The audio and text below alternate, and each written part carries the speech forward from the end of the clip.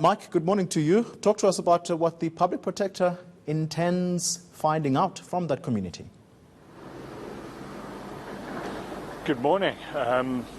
The report that she released last year looked at the government officials and the shareholders of the Estina Dairy project, and it found that there were processes that were flouted, that there were certain irregularities, but it completely ignored, and it was a criticism that she had to take on the chin, it ignored the role of politicians, principally Mkhwebane, Ace Mahushule, the Guptas, in all of this.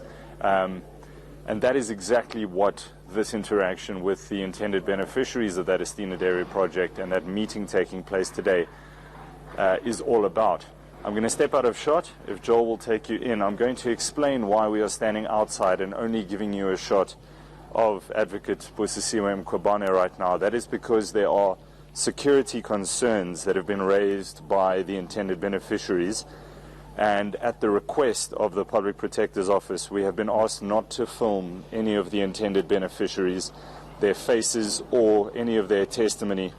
One can understand that due to the nature of some of the allegations that are going to be made today against very prominent politicians in the Free State, that there could be consequences. And if you cast your mind back to last year, ENCA reporting on the murder of one of the intended beneficiaries, a man called Boy Ngwenya, he had been very vocal about the role of politicians, Ace Mahushule, Mkhwebane in particular, and then he met an untimely death, which is still being investigated by the police to see if there are possible links to the comments that he made on national television against certain politicians. So at the request of the PP and the beneficiaries themselves, we're going to try our best to protect their identity, and we will be unable to broadcast the testimonies that many of them will give. So we'll be able to give a summary, but not the individual testimonies. Ngambi. Yeah, Mike, and we remember the story of Mr. Ngwenya very clearly, the murder, the untimely murder. The police there were investigating his murder.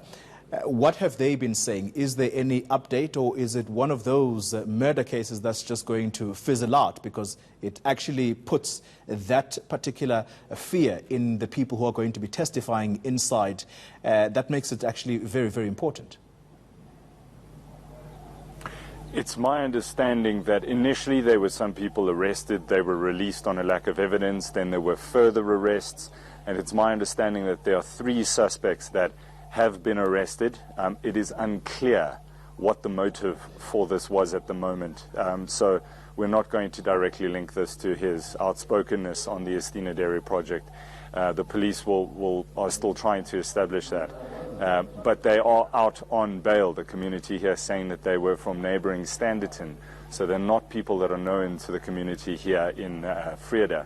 But of course that fear that many people here have still weighing very heavily on them.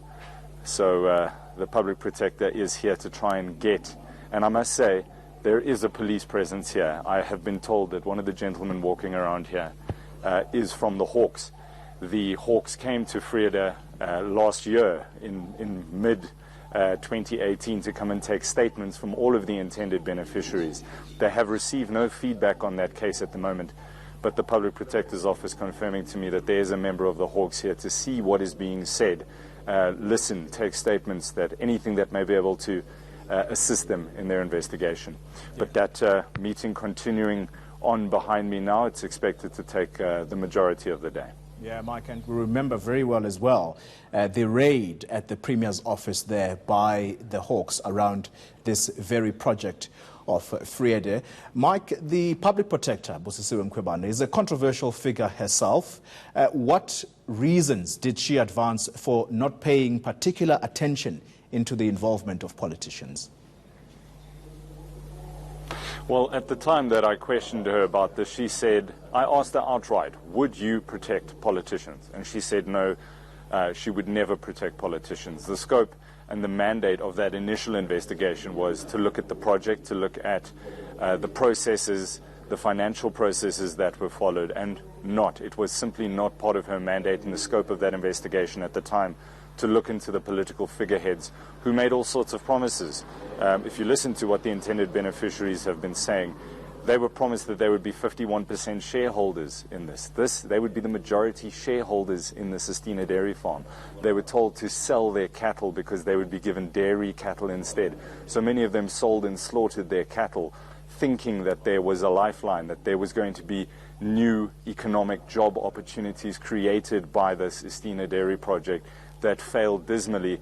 If you look at the SIU report into this, the asset forfeiture unit and the court documents, they say that from the beginning, this entire Sistina dairy project was there was a sliver, a veneer, that there was authenticity to it, when in the background it looked like principally it was an opportunity to loot. And we know that a lot of the money that went from the Free State Department to the Sistina company made its way overseas, and then made its way to Dubai, and then back into South Africa, paying for the now infamous Gupta wedding at Sun City. So all of the allegations about who made promises to who, that's going to be heard today. Michael Apple live for us in Vrede, that's in the Free State province, and that's where Public Protector Busisiwe Mkhwebane is holding public hearings.